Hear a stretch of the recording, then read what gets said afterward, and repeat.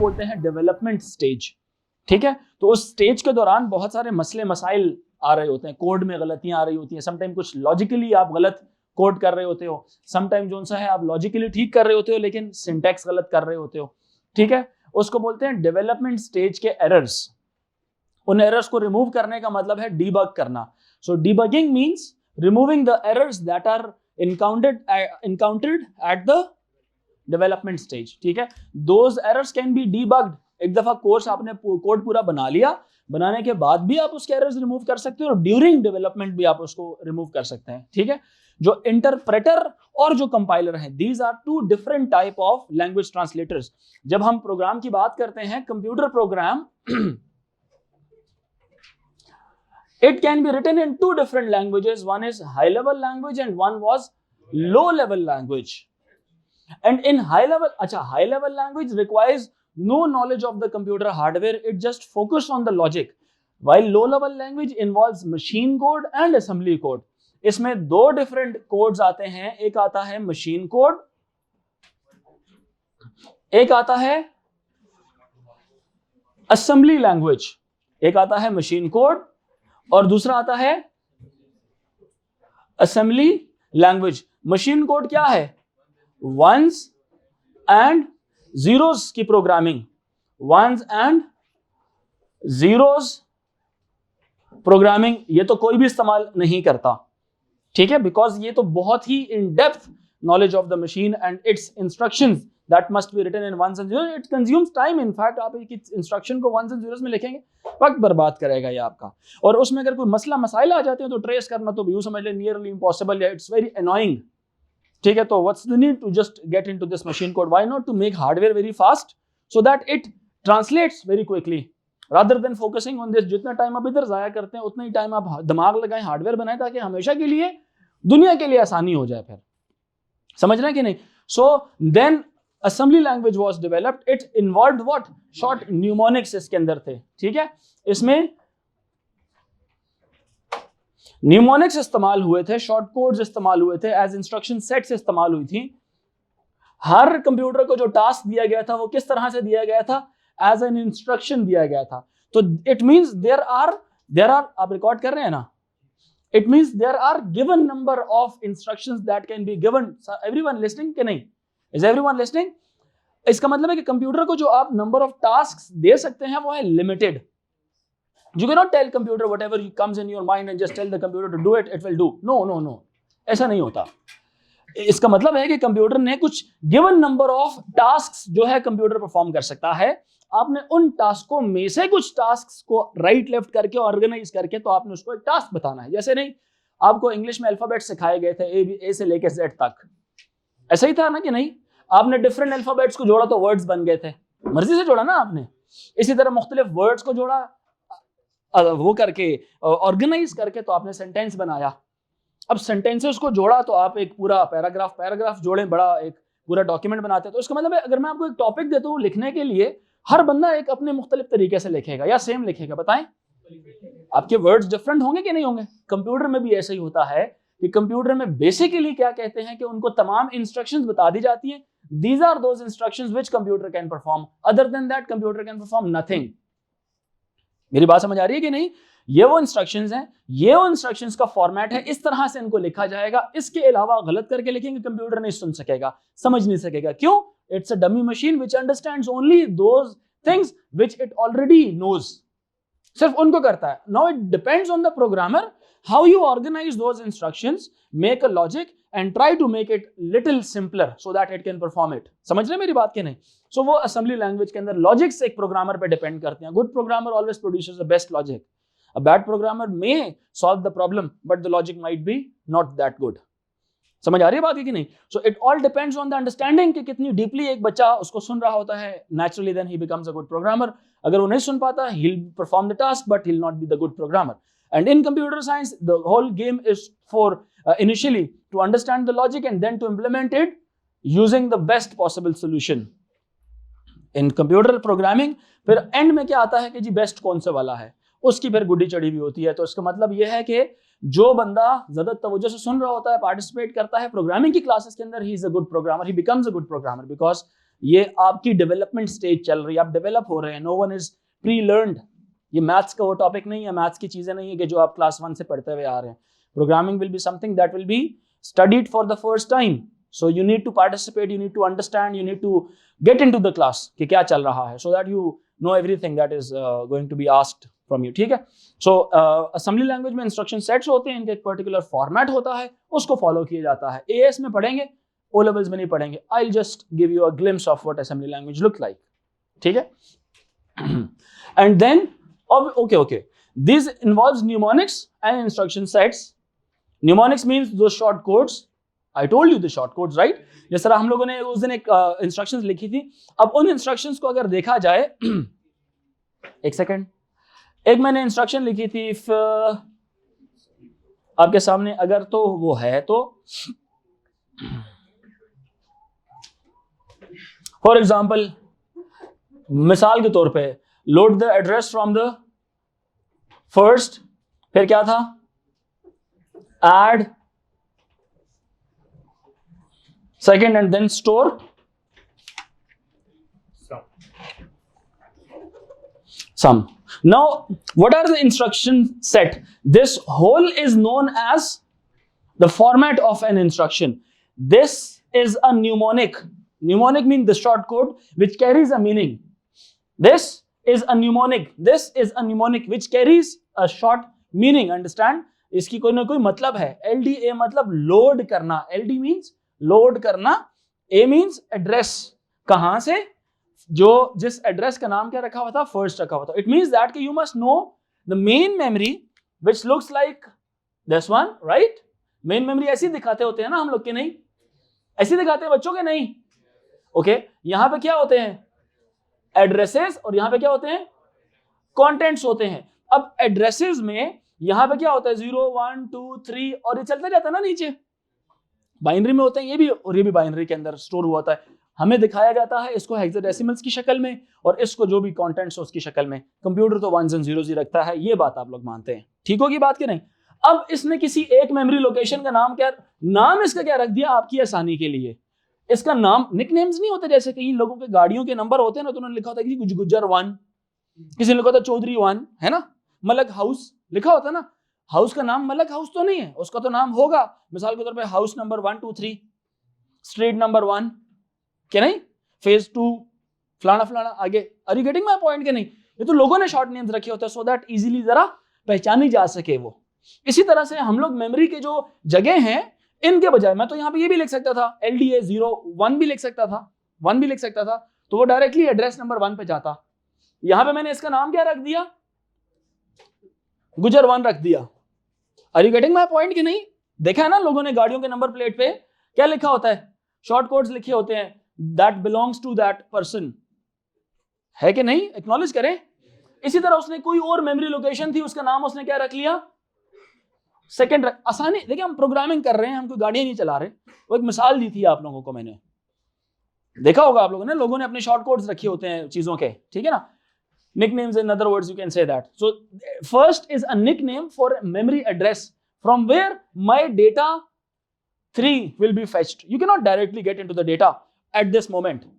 आपको चूंकि डेटा पता है कि वो कंटेंट्स में सेव होगा, और कंटेंट्स की चीज को लोकेट करने के लिए you must know the address, you must know the address. तो एड्रेस आपने 0 1 लिख लें इसकी जगह, समझ रहे कि नहीं, क्या लिख लें, 0 1 लिख लें, या आप उसका कोई निकनेम दे दें.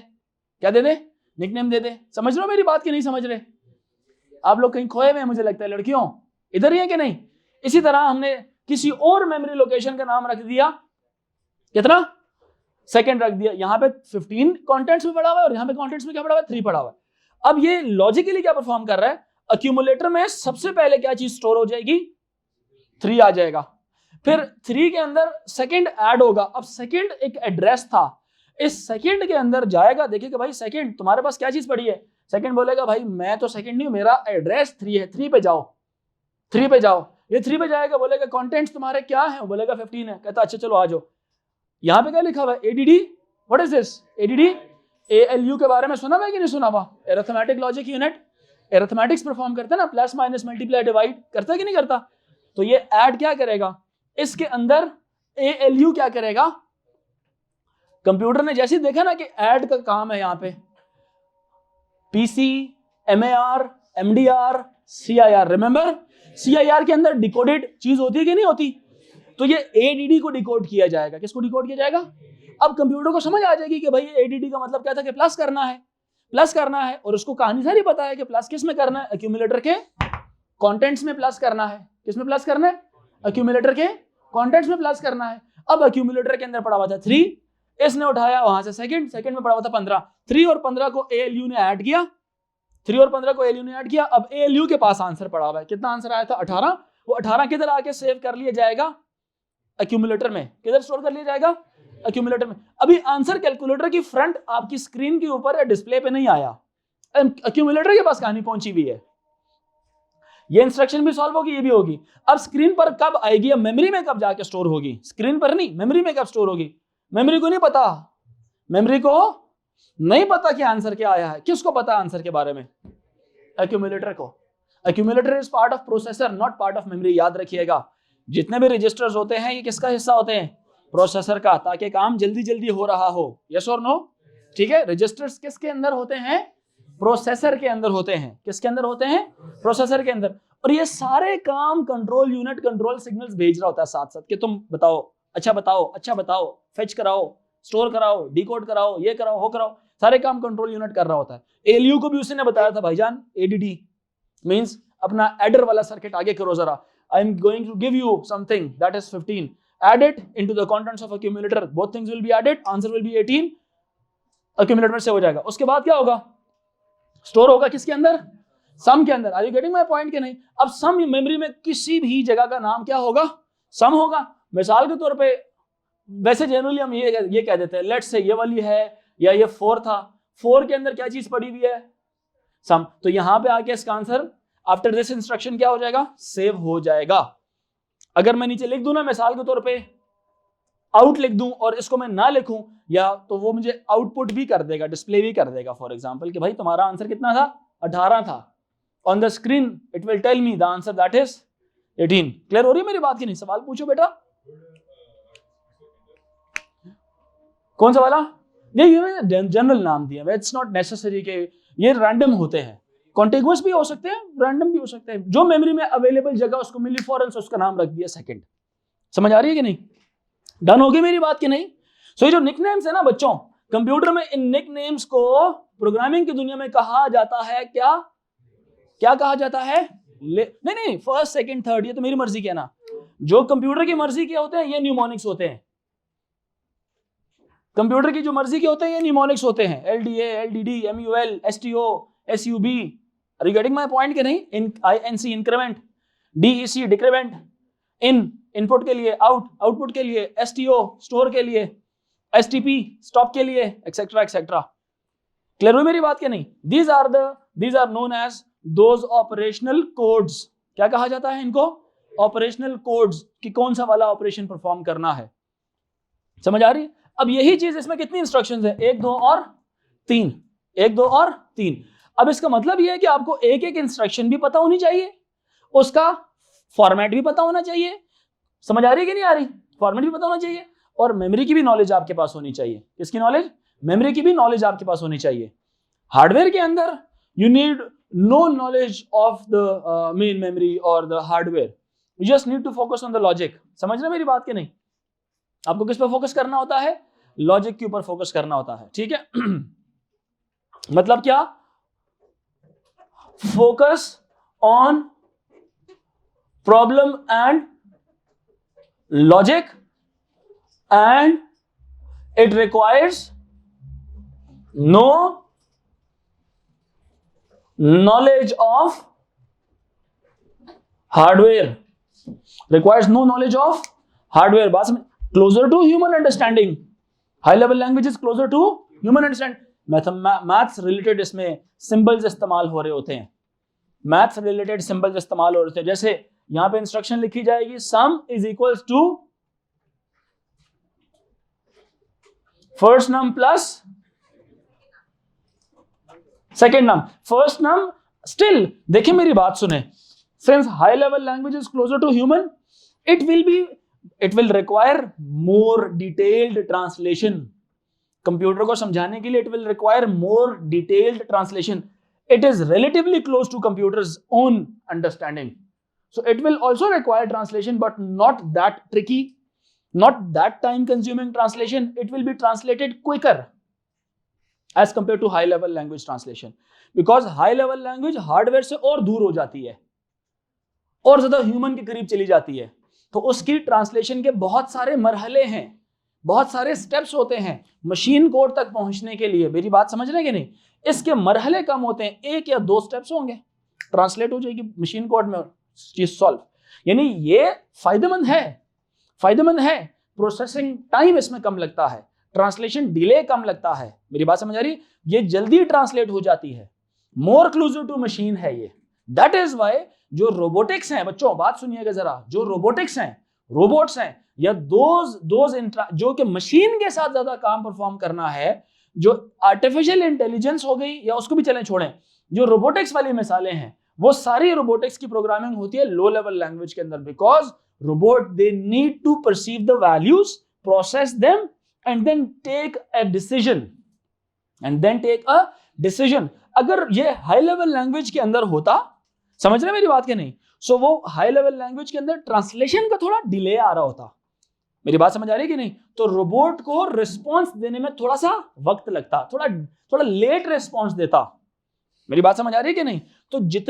तो प्रोग्रामिंग बहुत अच्छी होनी चाहिए, ठीक है, कि अननेसेसरी इंस्ट्रक्शंस ना लिखी हो उसके अंदर, ठीक है। और दूसरी बात ये कि अगर आप रोबोट्स के साथ काम कर रहे हैं तो ये बनाइए, use this one because it will require no translation delay या लिटिल ट्रांसलेशन डिले। इसका फायदा, दोनों के अपने अपने फायदे, समझ रहे हैं कि नहीं? ह्यूमन के ज्यादा करीब है, मशीन के ज्यादा करीब है, असेंबली मशीन के ज्यादा करीब है, requires no knowledge of hardware and जल्दी लिखी जा सकती है, ये more closer to human understanding, हमारे ज्यादा करीब है, तो we can just do it very quickly, develop इसकी डिबगिंग वेरी इजी। इसमें आपको detailed knowledge of instruction set होना चाहिए, न्यूमोनिक्स के बारे में इंफॉर्मेशन होनी चाहिए, समझ रहे बात की नहीं? थोड़ा क्विकर है, बस ये इसका फायदा है, लो लेवल लैंग्वेज में इसलिए इस्तेमाल होता है ये। और हाई लेवल लैंग्वेज जो सी है, ये मुख्तलिफ कंप्यूटर्स में भी, मुख्तलिफ टाइप के कंप्यूटर्स में सॉफ्टवेयर इस्तेमाल हो सकते हैं। लो लेवल लैंग्वेज हर हार्डवेयर के लिए अलग अलग प्रोग्राम बनाना पड़ता है, एक हार्डवेयर के लिए लॉजिक बन रही होती है, दूसरी लॉजिक दूसरे हार्डवेयर के लिए, मतलब एक रोबोट के लिए एक टाइप की लॉजिक बन रही है। को मशीन चेंज करेंगे ना, मशीन चेंज करेंगे तो लॉजिक्स चेंज होने लग जाएंगी आपकी, हर मशीन के लिए अलग लॉजिक्स बनेंगे। ये क्या है, एक लॉजिक बनाए, हर तरह के उसके लिए सेम लॉजिक्स आप इस्तेमाल करें। क्लियर हो गया जी बेटा? हाँ, वो तो डिपेंड करता है प्रॉब्लम के ऊपर, प्रॉब्लम्स कितनी है, जिस तरह आप वर्ड्स हैं, आप जितने मर्जी वर्ड्स बना सकते हैं, ठीक है। अल्फाबेट्स आपको बता दिए हैं, ठीक है, तो जब मर्जी है जितने मर्जी वर्ड्स बनाए। समझ आ रही बात है कि नहीं? तो कह सकते हैं हाई लेवल लैंग्वेज क्या है, इसमें फर्स्ट नम और सेकंड नम को प्लस करेगा, प्लस करके जो आंसर आएगा, आंसर नेचुरली किसमें सेव हो जाएगा, सम के अंदर सेव हो जाएगा। एक ही लाइन में तीनों इंस्ट्रक्शंस आपने टपका दी हैं, and it is easily understandable as compare to this one. इसमें अब सोचिए, ये तो मैंने एक प्लस की एग्जांपल दी है ना, तो इस तरह की तो बहुत सारी मुख्तलिफ एग्जांपल्स हो सकती हैं। तो ये वन लाइन इसकी मल्टीपल लाइंस के बराबर होगी, तो इसमें ज्यादा कंज्यूम करेगा, टाइम कम लेता है, डेवलपमेंट का टाइम इसमें कम लगता है, इसमें ज्यादा लगता है।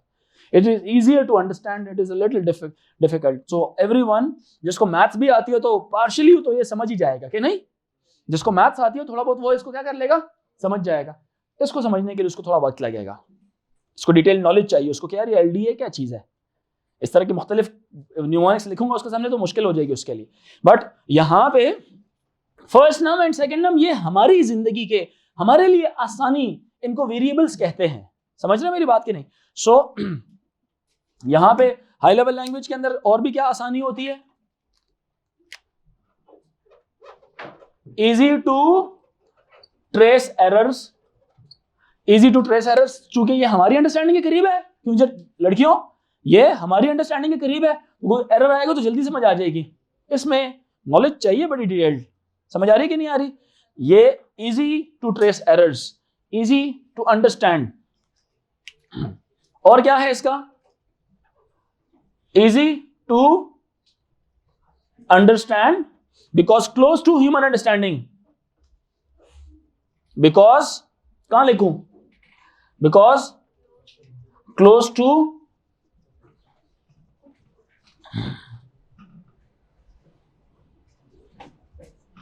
अंडरस्टैंडिंग। बच्चों समझ आ रही है कि नहीं?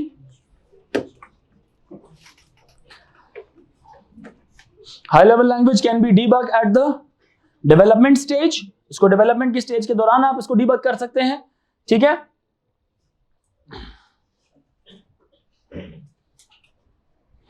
यहां तक आई होप आपको मेरी बातें समझ आ ही रही होंगी बच्चों के, नहीं आ रही है ना। कंप्यूटर को जब कभी भी कोई चीज समझनी होती है, always high level language will be translated into low level language. Clear हो गया सारों को? हमेशा। क्यों? Computer can only understand ones and zero. Even assembly also needs to be translated into ones and zeros. Machine does not require, because it is already in a format which computer can understand.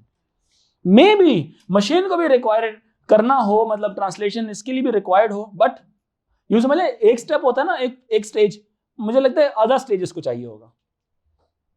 क्या ख्याल है? Because it is still already that close to machine, it just needs to, ओ अच्छा ठीक है चलो जी execute करो step को। इसमें क्या होगा? यूनिट ट्रांसलेशन ओके, कन्वर्ट करें वंस एंड जीरोस में, कन्वर्ट करें वंस एंड जीरोस में, कन्वर्ट करें वंस एंड जीरोस में, and every time tell the computer to perform this task, this task, this task, and this one initially it will require multiple stages. It will be first maybe converted into this or different stages.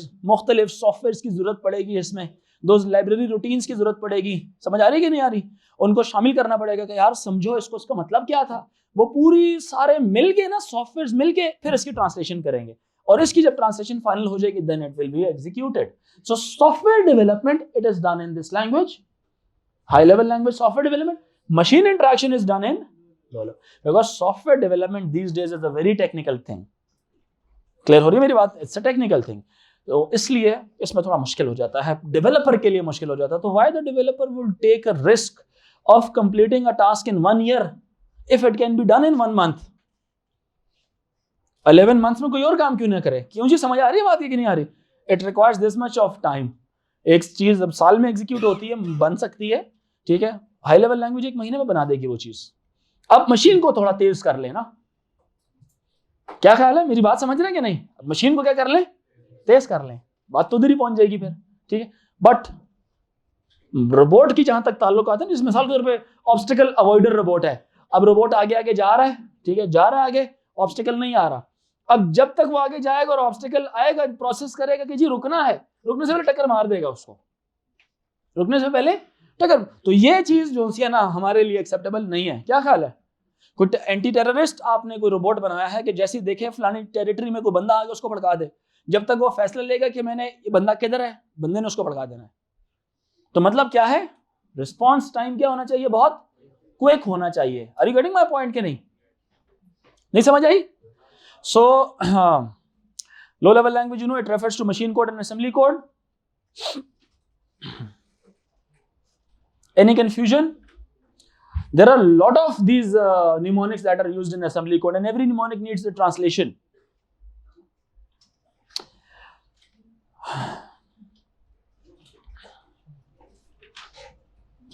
So हम लो level language के कह सकते हैं, इसमें जितनी भी चीजें होती हैं, या तो ये mnemonics की सूरत में लिखी जाती है असेंबली कोड, या तो ये वंस एंड जीरोस की सूरत में लिखी जाती हैं। ये सिर्फ चंद चीजों के लिए इस्तेमाल होती है। They are assembly language is used for the following reasons. One is to make use of special hardware, robotics related। मेरे कंप्यूटर में ड्राइवर्स जो उनसे लगे हुए होंगे, उनके साथ कोई ताल्लुक हो, वो चूंकि वो ट्रांसलेशन रिक्वायर्ड होता है ना, वो डिले होगा तो हर दफा प्रोसेसर क्या करेगा? इंतजार करेगा। सो उसमें भी हम जो प्रोग्रामिंग करेंगे, कोशिश करेंगे कि वो ऐसी प्रोग्रामिंग करे कि कंप्यूटर को ना उसको ट्रांसलेट करते हुए बहुत कम वक्त लगे। तो फिर मुझे मजबूरन ऐसी लैंग्वेज यूज करनी पड़ेगी जो कि असेंबली लैंग्वेज है। व्हेनेवर असेंबली लैंग्वेज कहां पे इस्तेमाल होगी? रीजंस, यूजेज कहां होगा? Number 1, to make use of special hardwares,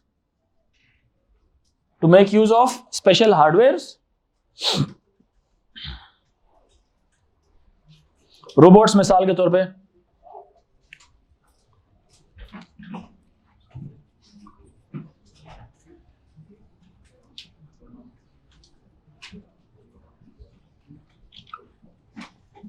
robots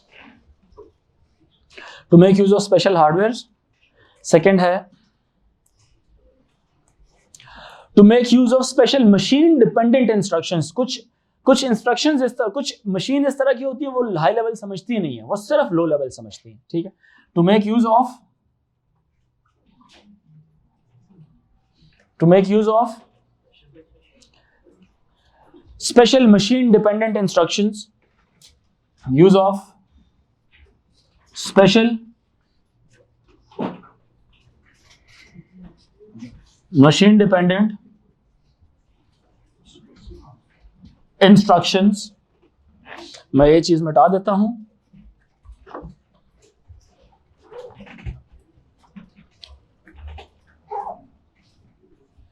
ये मैं असेंबली लैंग्वेज का बता रहा हूं, ठीक है।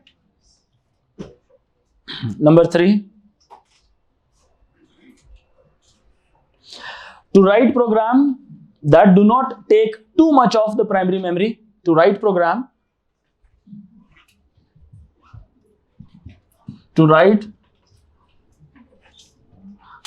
या code that do not take too much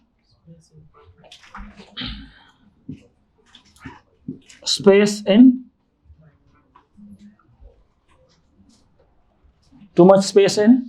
primary memory and executes faster than high level language, and executes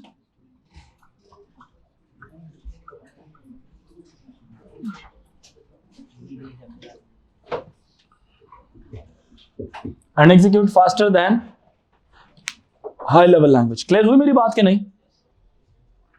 सो जब हम ट्रांसलेटर्स की बात करते हैं, ट्रांसलेटर क्या है? It's a software that translates the programme into machine code instructions, ठीक है। ट्रांसलेटर क्या है? सॉफ्टवेयर दैट ट्रांसलेट्स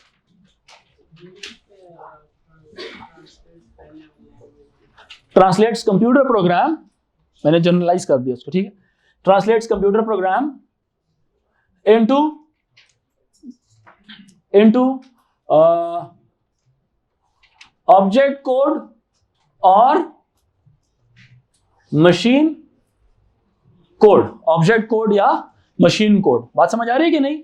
सो देखा जाए तो ट्रांसलेटर्स दो किस्म के हैं, हाई लेवल के लिए अलग है और लो लेवल के लिए अलग है। हाई लेवल का एक जो ट्रांसलेटर है उसको क्या बोलेंगे? कंपाइलर। दूसरे को बोलते हैं इंटरप्रेटर।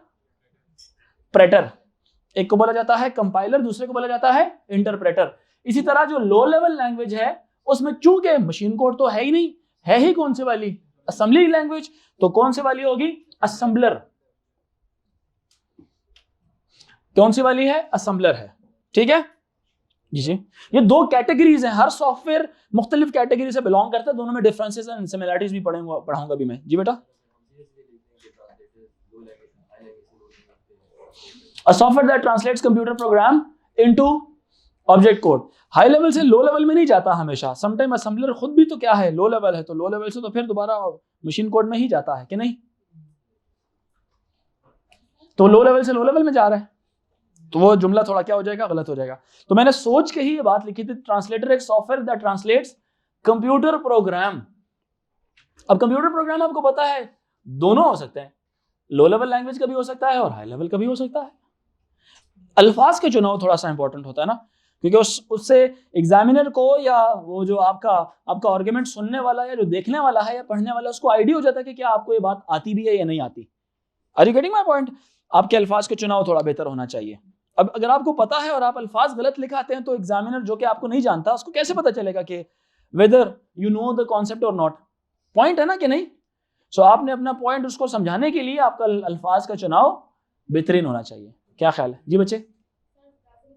जरूर करें जी। सही है? समझ आ रही है कि नहीं आ रही? कॉन्सेप्ट लेने चीजों का, ठीक है। Now start participating in the class. Okay, चीजें थोड़ी सी अभी टाइम कम है हमारे पास, so you guys need to work really hard. बहुत ज्यादा सिलेबस है इसका, ठीक है। Still lot of syllabus is pending, so अब थोड़ी सी स्पीड क्या होगी हमारी? बढ़ेगी अब। ठीक है, क्यों कि अब मेमोराइज करने वाली चीजें ज्यादा हैं, अंडरस्टैंडिंग वाली चीजें थोड़ी सी रिलेटिवली क्या है, कम है, मेमोराइज करने वाली चीजें ज्यादा है। So you every day you need to revise everything, ठीक है, मतलब जो टॉपिक पढ़ाया जाएगा उसको लाजमी याद होना चाहिए, and over the weekend you need to revise all the previous stuff so that वो साथ साथ वो भूले ना आपसे, ठीक है, हाँ या ना, ठीक है। सून कल हो सकता है, कल आज टेस्ट था ना, तो मैं कल इंशाल्लाह उसका टेस्ट लूंगा अब, ठीक। So it will be a test जिसमें मैं पुराना सारा दूंगा, ठीक है, तो टेस्ट सेशन यही होते हैं, ठीक है। यहां तक बात समझ आ रही है सारों को कि नहीं? Everyone got it? So now listen the similarities and differences, now listen the similarities and differences, interpreters, compilers and जो भी है ये हम असल में देखते हैं अभी, ठीक है, जल्दी से सुन लें जी। अब असेंबलर क्या है? इट्स लो लेवल लैंग्वेज का ट्रांसलेटर है जो आपके इंस्ट्रक्शंस को, इंस्ट्रक्शन सेट्स को या न्यूमोनिक्स को ट्रांसलेट करता है in the form of ones and zeros, in the form of ones and zeros में ट्रांसलेट करता है, और वंस एंड जीरोस में ट्रांसलेट करने के बाद फाइनल ये क्या चीज प्रोड्यूस करता है? एग्जीक्यूटेबल .exe फाइल प्रोड्यूस करता है, जिसकी एक्सटेंशन ये थी setup.exe। Have you seen this file in your computer, setup.exe? I told you to download a software from internet and see what is the file format. किसने किया है ये काम? setup.exe वाला।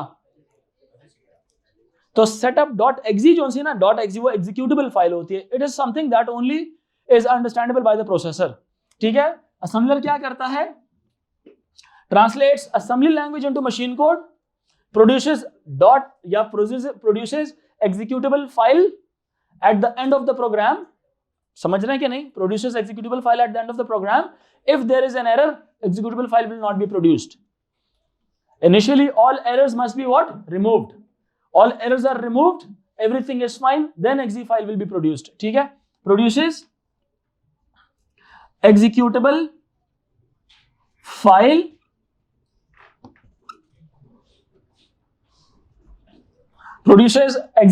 file of the program. और program क्या है? जो कि आपने उसमें लिखा है, असेंबली लैंग्वेज में लिखा है। किस में लिखा है? चूंकि असेंबलर है ना, तो assembler will do what? Translate the assembly language. क्यों जी? Will translate the assembly language. तो ये असेंबली लैंग्वेज की जो सी है ना, कौन सी वाली फाइल बनाता है? exe वाली। exe means executable, .txt, .mp3, .ppt होता ना, .xls, .docx डॉक्यूमेंट जो सा होता है, इसी तरह से ये .exe फाइल भी होती है। It is something not for us but for processor. It's a file of a software that is developed बहुत पहले, ठीक है। और exe फाइल से कभी भी कोई बंदा जो सा ना इसको रिवर्स इंजीनियरिंग करके उसका कोड नहीं मालूम कर सकता, ठीक है। It is impossible to get the original code from the executable file. So it means that कि executable file can be distributed to the general public without the fear of your code getting copied by someone else, without the fear of your logic copied by someone else. So you can just distribute it to the public. Are you getting my point? Every computer can just double click on it and the software will start running on the computer, ठीक है। So no one can reverse engineer it, no one can get the knowledge of the source code in which the program was developed. So it's a good technique if someone wants to make software and give it to the public, want to sell it without the fear of the code getting copied or the code getting changed, just distribute .exe file. समझ आ रही है? While when you talk about compiler and interpreter, compiler produces an executable file, interpreter does not. First difference between compiler and interpreter is that interpreter translates each line by line, translates the code line by line, and her line को जब ये translate कर रहा होता है तो errors आपको बता रहा होता है, and once you remove those errors then you can write the next line. Once you remove those errors from the next line you can get to the other next line. इस तरह से it translates, चूंकि it is a translator, high level language का translator है, it translates the code line by line. इन दोनों में similarity क्या है? चूंकि हाई लेवल लैंग्वेज है ना, each high level language statement is translated into many machine code instructions. हर एक यहाँ पे हाई लेवल लैंग्वेज की जो इंस्ट्रक्शन थी, it was translated into multiple machine code instructions, right? हाँ या ना? मल्टीपल मशीन कोड इंस्ट्रक्शंस में उसको ट्रांसलेट किया गया था। ओके ओके, दोनों ये काम करते हैं। इंटरप्रेटर में आपने लिखा हो या कंपाइलर में आपने लिखा हो, ये जनरल उनके वो है नाम है, जैसे Java, Python, Pascal, C plus plus, ये जो सॉफ्टवेयर है ना, ये बिलोंग करते हैं, इनसे भी ऊपर एक कैटेगरी होती है। जिस तरह एक कैटेगरी है इंटरप्रेटर की, दूसरी कैटेगरी है किसकी? कंपाइलर्स की है। क्लियर हो रही है मेरी बात की कि नहीं? जिस तरह मिसाल के तौर पे सी प्लस प्लस हो गया या पाइथन हो गया, वो कंपाइलर है। क्लियर है बात की नहीं? वो कंपाइल करता है प्रोग्राम्स को। इस तरह से सी प्लस प्लस या विजुअल बेसिक वो कंपाइल करता है। विजुअल बेसिक .NET जो सा है वो क्या है? वो कंपाइलर है, वो कंपाइल कर रहा होता है चीजों को। तो फर्क क्या है दोनों के अंदर? इंटरप्रेटर एक एक लाइन को ट्रांसलेट करता है, कंपाइलर पूरे कोड को एंड में जाके ट्रांसलेट करता है उसको। Interpreter line by line errors निकाल के दे रहा होता है आपको, compiler produces the error report eight the end of the debugging stage. आखिर में बताता है कि जी आपके 5 एरर्स हैं, 10 एरर्स हैं, और आप उन एरर्स को भी बताता है कि ये वाले एरर्स थे, तो आप उन एरर्स को क्या करते हैं? रिमूव कर देते हैं। क्लियर हुई? सिमिलरिटी क्या है? Both are high level language translators. दूसरी सिमिलरिटी क्या है? Each high level language statement is translated into multiple machine code instructions. Clear होगी दो बातें? डिफरेंसेस क्या है? Line by line translation, whole program is translated at once. ठीक है बात की नहीं?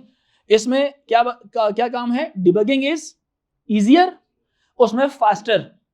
उसमें डिबगिंग क्या है? तेज है। इसमें डिबगिंग स्लो क्यों है? क्योंकि अगर आपने 4 लाइनें लिख ली, 5 लिखेंगे ना, पहले 1 2 3 4 5 फिर से ट्रांसलेट होंगी, 5 लिख ली 6 पे आएंगे, फिर 1 2 3 4 5 6 ट्रांसलेट होंगी, फिर 7वीं लिखेंगे, फिर 1 2 3 4 5 6 7 ट्रांसलेट होंगी। Are you getting my point कि नहीं? ये रिपीटेडली कोड को ट्रांसलेट कर रहा होगा, तो इसलिए थोड़ा क्या करता है, प्रोसेसर पे भारी पड़ता है ये। ठीक है इसमें। और डिबगिंग आसान क्यों है? क्योंकि ये एक एक लाइन का एरर आपको बता रहा होता है। लाइन लिखेंगे, एरर बताएगा, आगे जाएंगे, फिर एरर बताएगा, फिर आगे जाएंगे, फिर एरर, यानी कि interaction with the errors is easier in interpreter. Compiler में क्या होता है? It produces error report eight the end of the compilation process. And में आप जब उसको रन करेंगे, रन करते हुए अगर एरर्स हैं तो सारे errors at the end of the program आपको बता दिए जाएंगे। दैट इज वाई, चूंकि जब आप आखिर में, सुनिएगा जरा, बड़ी इंपॉर्टेंट बात है, पूरे प्रोग्राम को ट्रांसलेट कर रहा होता है और बहुत ज्यादा सारी ट्रांसलेशन के स्टेप्स चल रहे होते हैं, तो समटाइम्स प्रोसेसर जो है ना वो क्रैश भी करता है कंपाइलर्स में। लेकिन ओवर टाइम इतना अच्छा कर दिया गया है कि कंपाइलर से क्रैशिंग का प्रोसेस थोड़ा कम होता है, बट स्टिल चूंकि इसमें बहुत ज्यादा data movement main memory processor और ट्रांसलेशन चल रही होती है, sometime causes program to crash, sometimes causes program to crash. ठीक है। Produces executable file, one of the very good difference. Compiler produces executable file, interpreter does not produce executable file. So इसका मतलब यह है कि if compiler produces executable file, make a program, remove all errors, produce an exe file, give exe file to everyone, do not give your source code. It will run on every computer even if that computer has no compiler software installed in it. उसके पास visual programs can be distributed without compiler. They can run without compiler because they has executable code. They has exe files. Interpreted softwares cannot run without interpreters. समझ आ रही है? Advantages interpreter और compilers के आपने देख लिए हैं ना। इंटरप्रेटर का क्या एडवांटेज होगा? डिबगिंग इजियर है, उसकी एरर्स इजीली ट्रेस हो सकते हैं। ठीक है। कंपाइलर का क्या एडवांटेज होगा कि आप compiled program can be stored ready for use, compile कर लिए जाए, एग्जीक्यूटेबल फाइल बन जाती है, बस उसको आप एग्जीक्यूट करना शुरू करें। A compiled program can be executed without the compiler, ये भी उसका एडवांटेज है। A compiled program takes up less space in memory when it is executed. फिर उसके बाद a compiled program is executed in a shorter time, can be distributed for a public use भी है। ठीक है। well, बाकी बस कर लिया, ये हमारे थे। कल हम पढ़ेंगे डायरेक्टली IDE पे आऊंगा। IDE के बाद हम लोग